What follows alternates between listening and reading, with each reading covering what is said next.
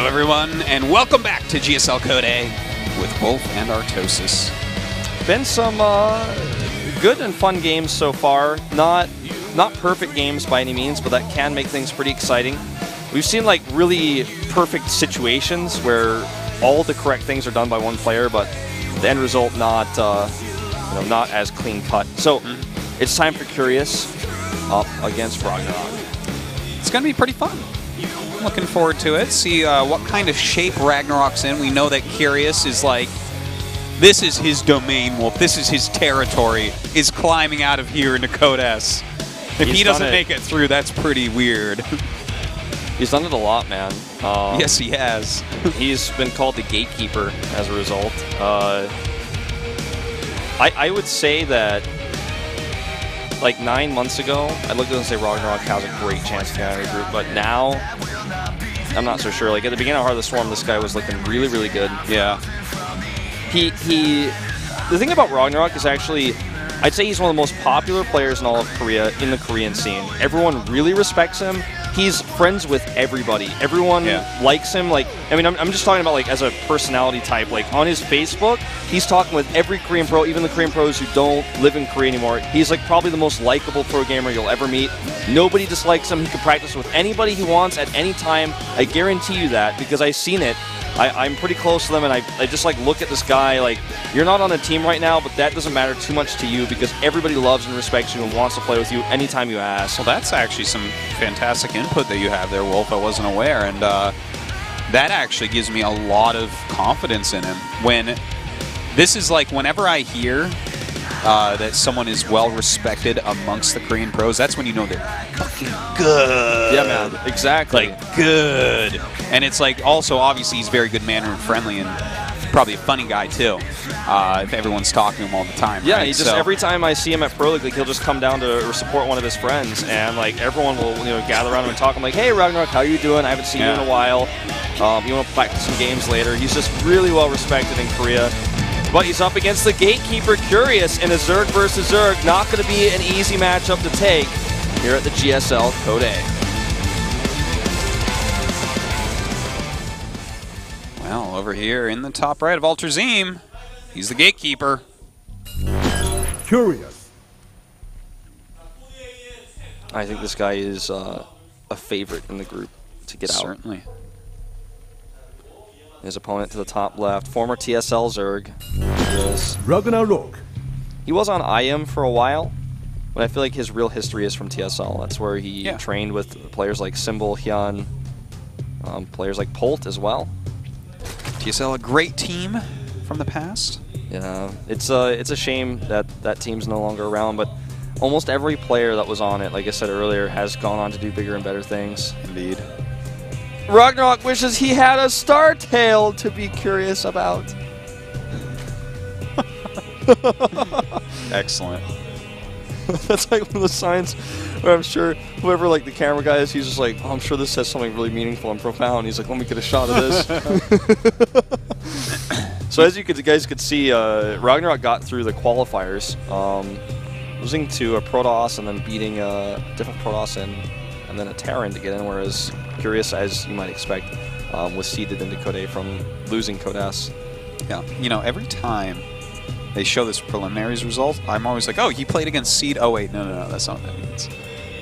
Look, I have that for like a second in my mind, too. Yeah, it's just like the smallest thing every time, too. And every time I think about it, I'm like, wow, my brain is still doing that. Yeah. And then it just did it again. I'm like, here we are. My brain keeps on saying that to me just for the smallest little split second. I have a vision of this person beating Seed to get here. And I'm like, how many people, brain, did Seed lose to? I guess he's the real gatekeeper. God. Yeah. Well, that graphic to me, actually, the seed part of it just makes me think of, seeding from Code S, which just goes to show, again, why it's so important to be in Code S, because if you're in Code S, then at least you're going to be in Code A the next season, even if you totally screw up and go 0-4 in Code S. Yeah. You're still going to at least have Code A again so you can get back in. Whereas if you lose, you got to do the qualifier, and maybe you go to Code A, and then it just continues again. You're in this vicious cycle. Yeah, the Code B tournament is like so silly hard. you can't even really compare it to most other tournaments in the world. It's unique because it has only 3 maps, and the maps are predetermined. So you know that's true. The order of the maps. If you don't like a map, so what? You're not getting any vetoes. You're not getting any map picks when you lose. Make the best of what's given to you. You know exactly that if the map that you like is the first map, you have to win it. Whereas the other 2 maps, you don't get a say in, not even on a whisper. the maps are totally preset, and the reason why is to make the tournament as streamlined and standard as possible. And it's just... Well, you got to make it in such a way that people can prepare for it, like amateurs as well. So it's always ladder maps also. Exactly. So that even if you're not on a team, you could practice a lot on the ladder, and maybe you have the skills that it takes to make it through. Yeah, pull an Ungneam. I'm trying to think of other players who were like teamless who got in. Not very many. No. Oh, these 2 Lings actually force their way in. Oh, no, actually he doesn't get in. I was about to say that'd be nuts. I guess he sees there's no gas on the right there. Not that that's going to be a huge tell. Opponent could theoretically have 3 other gases. Yeah. But anyways, we have a lot of Lings being made by Curious now. Of course, he did get gas a lot earlier here than Ragnarok.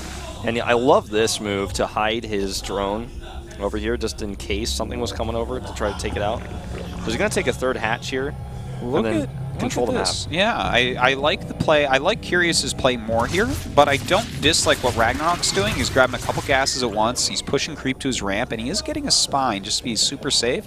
So it's not like Curious could ever do any damage with this group of Speedlings. But as you said, he's controlling the map. He's taking this 3rd base, and that's...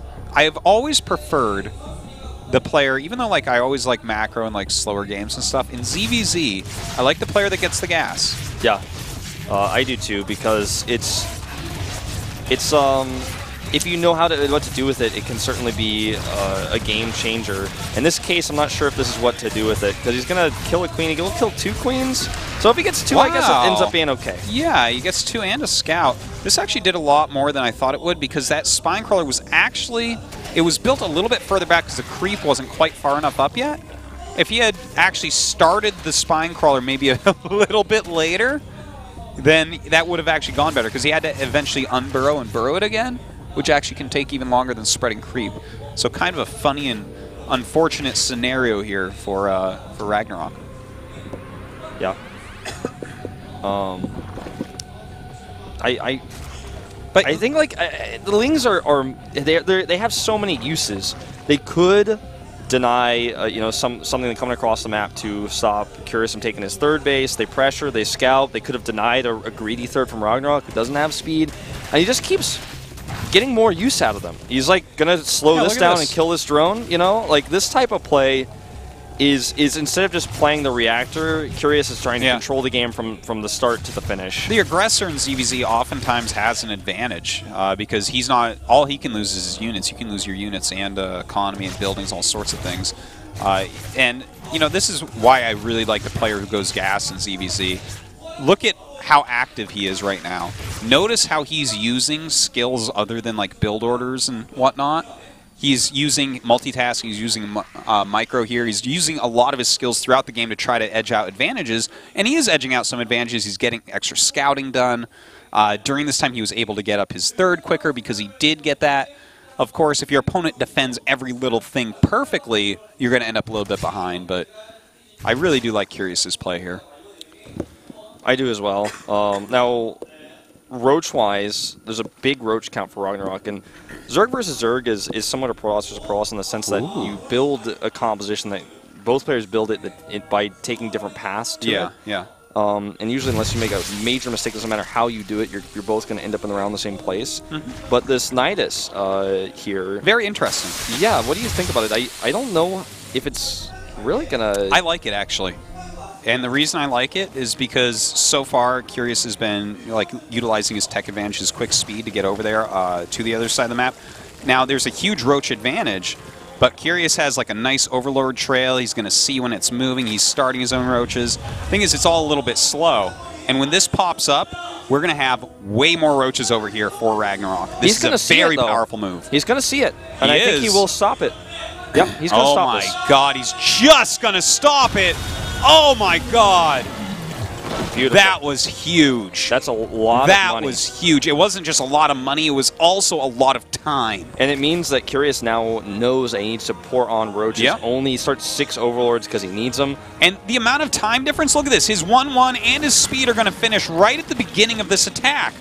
That was like everything Curious needed was finding that. Now he has more drones. He has less roaches at the moment, but the amount of time he bought, I think it's going to be enough. Well, let's wait and see, man. He is way late on these 10 roaches because he was supply blocked, and I think Ragnarok still has a chance to break through with those 2 queens at the back as well for some extra damage and transfuses. Wow. Concave here is not enough, and Curious is 19 roaches on the way, but the momentum here for Ragnarok may be too much. Another Nidus is actually planted here right in his face. He's going to be able to get right into the battlefield, essentially eliminating the defender's advantage for Curious. A really great move by Ragnarok, even though Curious bought himself a bunch of time, not able to hold on. Curious, you say he got supply block there. I did not notice, but that was actually super important. If he had 10 more roaches, I think he holds that. Yeah, I think so. I mean, 19 more is 2 once the Overlord's pop. He starts 19 in total. All a bit slow, and a very well-timed out attack from Ragnarok. Super powerful. The fact that the first one got caught and he still broke through without any problem, very, very powerful. Good moves by Ragnarok here. I think this is going to become more popular. We see this like 1 out of like 15 ZVZs. Somebody just does this. Like, okay, you are thinking about the map. You consider the map when you think about how much you can drone, how greedy you can be, and how many upgrades you can get. But the Nidus like just takes the map factor out of everything. There's no longer as much of a defender's advantage. There's no longer this distance. The distance is eliminated, and it's like, well, what if we had a fight right here, right now, with our units versus each other without any time difference, no travel time, no scout time? Because if you don't see the Nidus, it pops up like in your face, and then it's like you scout that, you know, things are going down right in front of you. It's not like, oh my god, he's got 40 roaches walking across the map, I need to prepare. It's like, oh my god, he's got 40 roaches in my base right now, and I just saw it, I'm dead. So it's a very scary, good build, in my opinion. It was really cool by Ragnarok. I liked it. And he like shaved some stuff like that +1 carapace that Curious went for to be able to afford it. It's good moves. Can Curious come back now and avoid that loser match? It would be weird not to have Curious in Code S. Certainly would, man. Well, he's going into Overgrowth. His map